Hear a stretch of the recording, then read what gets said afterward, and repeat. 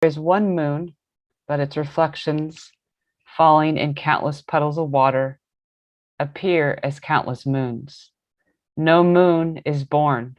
The same moon is being reflected in many receptacles. Similarly, the one and the same supreme consciousness is being manifested as limitless individual entities in countless mental receptacles, in countless minds.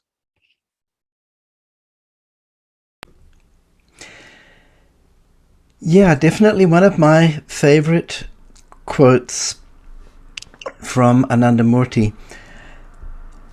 And it addresses one of the big unanswered questions from science, actually.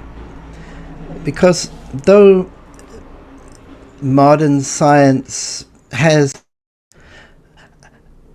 come up with or discovered many things and answered many questions, though those answers do tend to change over time, one of the big unanswered questions from the world of science is, what is consciousness? And there is no consensus around this. There are theories, but there's no consensus from the scientific world about this. But from the world of philosophy and mysticism, there is a kind of consensus. There's a commonality between the major different philosophies around this idea, and that is that there is one source of consciousness, which is universal. And this idea is that we don't generate consciousness with our brains and our minds. Rather, we are like antenna. We pick it up. It's broadcasting constantly, and we're picking it up. Another neat metaphor, which is, again, a planetary one, is it's like the sun generates light. It radiates light and heat, of course. But planets don't. Planets orbit their star or their sun, and the planets reflect light. So we're like planets orbiting this universal source of consciousness, and the light that we're reflecting is the same light. So the awareness that I'm feeling is actually the same awareness that each one of you is feeling right now.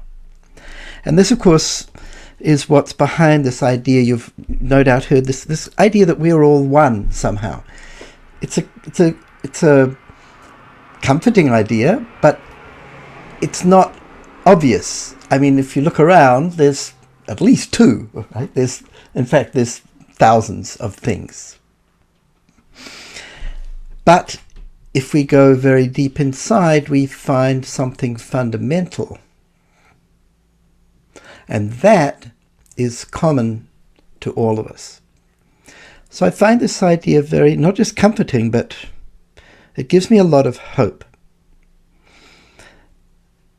Because physically, we're all different. Okay, we have commonality. Most of us have two arms, and we're lucky enough to have two arms and two legs and a heart and a brain and these things. We're similar, but it's not the same heart. They're not the same legs. We're similar, but not the same physically. And in some ways, physically, we're different. I mean, if I think, okay, I'm a blue-eyed person, I'm a member of a pretty small minority. So that makes me feel separate. And I don't want to feel separate. I want to feel connected.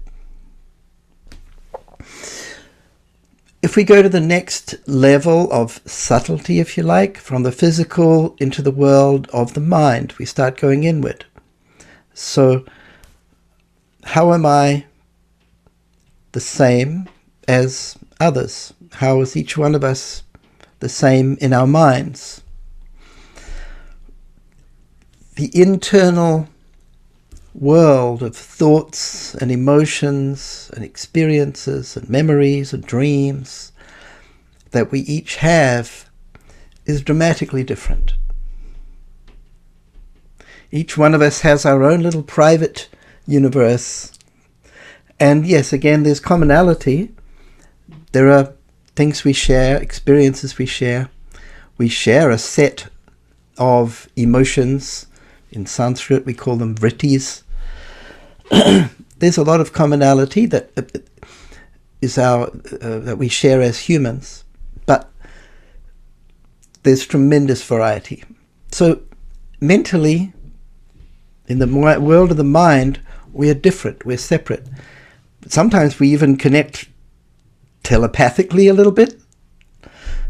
Sometimes we imagine we do that. Sometimes it really happens. But most of the time, in the world of our minds, we're kind of separate. We can communicate using symbols through language. Sometimes it's a different language, then we have to translate like we're doing now.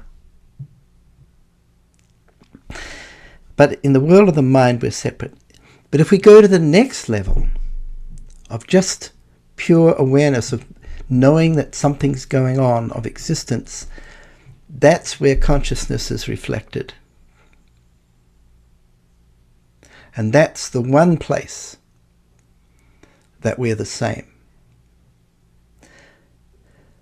If we can identify with that part of ourselves, the differences tend to drop away. We can feel, oh, I'm like this person. And that makes everything change in the way that we relate to one another. It's actually the foundation of love. It's the foundation of empathy, of compassion. It's the opposite of conflict, hatred, anger, all these things. So it is a very powerful and potentially world-changing sense of identity. The other thing that's interesting about it is not only is it common between people, this sense of awareness is common to us all, but it's the only thing that remains the same in your life through time.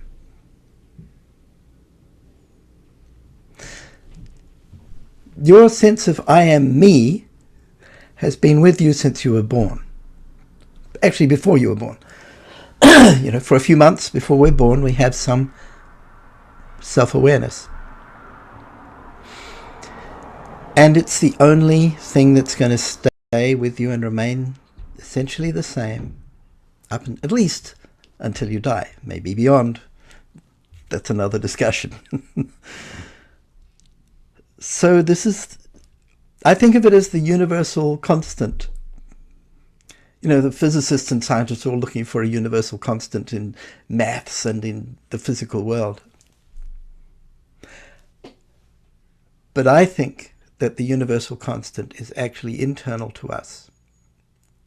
It's this universal but very personal sense of awareness, of existence, the inner I feeling. So that's what we focus on in meditation. We're identifying with that.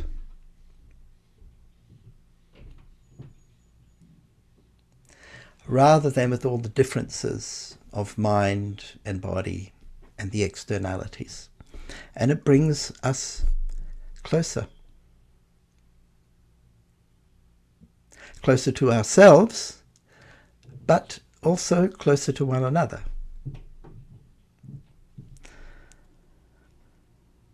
So that's what I get out of that little metaphor for supreme consciousness or universal consciousness.